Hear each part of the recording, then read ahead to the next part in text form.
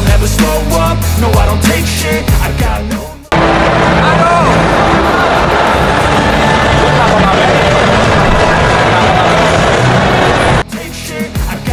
Dengan tampil sebagai starter pada laga persahabatan tersebut, Rafael Struijk mulai mencuri perhatian yang cukup berkontribusi besar selama mengikuti pertandingan melawan sang juara dunia, Argentina pada 19 Juni 2023 yang lalu.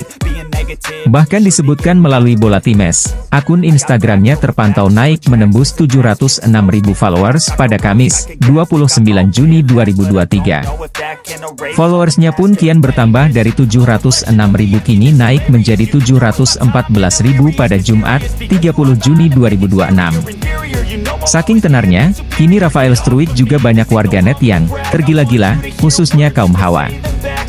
Rafael Struijk kayak gak rela kalau kamu balik ke Belanda, komen Anissa Elca dikutip Suara Denpasar melalui akun media sosial resmi Rafael Struijk, Jumat, 30 Juni 2023. Ayang jangan pulang ke Belanda dulu, tambah lena M.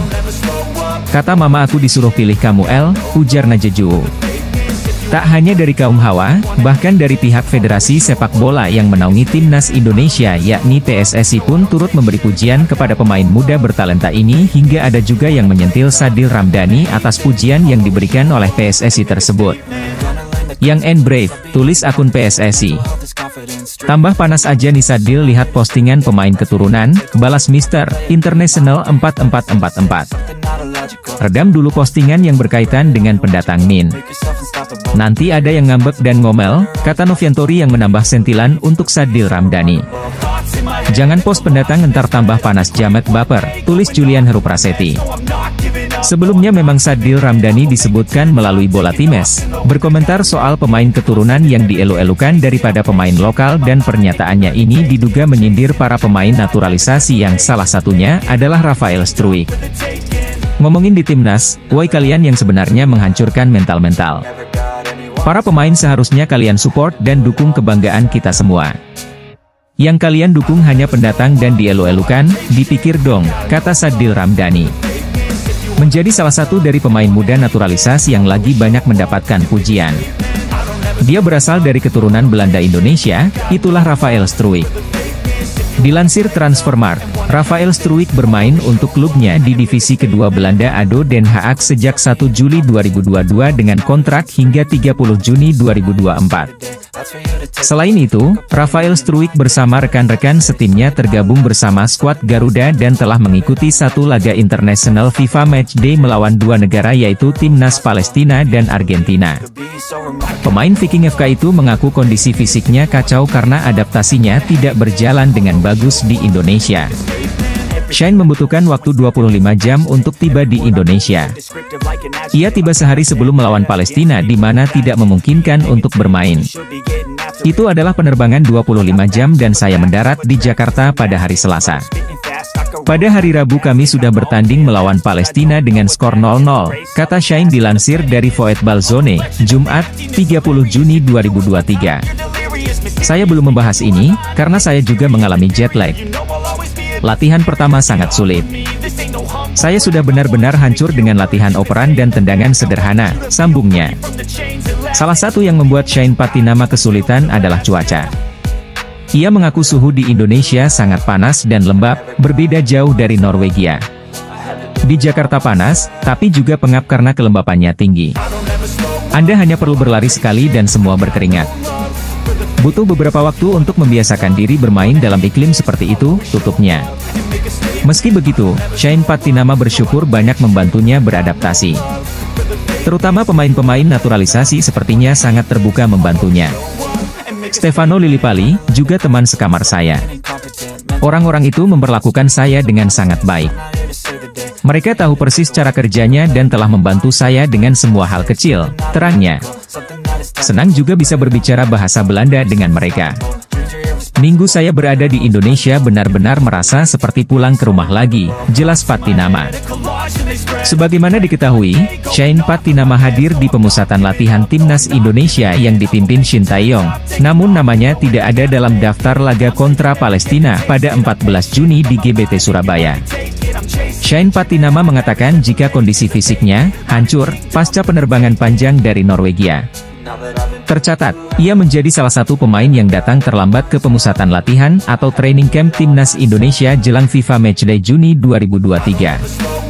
Alhasil, saat skuad Garuda memainkan laga perdana uji coba kontra Palestina, Shane absen dalam pertandingan yang berakhir dengan skor sama kuat 0-0 itu. Shane Patinama baru debut saat melawan Argentina pada 19 Juni 2023. Dalam laga yang dimenangi La Albiceleste 2-0 itu, bek Viking FK tersebut tampil 45 menit. Shane menceritakan bagaimana dirinya tak mampu memberikan penampilan maksimal di FIFA Matchday Juni 2023. Gelandang Senegal Rosoul Camara diminta perkuat Timnas Indonesia U17 di Piala Dunia U17 2023. Kualitasnya mendapatkan pujian dari sesama pemain dan juga para netizen Indonesia. Kualitas Rosoul Camara diulas oleh akun resmi TikTok Garuda Select, Garuda_Select. Dalam video tersebut, para pemain mengungkap kualitas-kualitas terbaik yang dimiliki olehnya. Rosoul diklaim memiliki kualitas kontrol dan operan yang gemilang. Selain itu, staminanya untuk bermain dalam periode lama di lapangan juga mendapat sorotan. Garuda Select menggambarkannya sebagai seorang jenderal, sesuai dengan keterangannya dalam caption unggahan tersebut. Rosoul memang memiliki kualitas untuk mengatur permainan, menurut rekan setimnya. Imbas dari performa apik tersebut, para netizen di kolom komentar unggahan akun TikTok Garuda Select pun mengharapkannya membela Timnas Indonesia U17. Memang, ada banyak pemain Garuda Select yang bisa dipanggil untuk memperkuat tim asuhan Bima Sakti di Piala Dunia U17 2023 nantinya.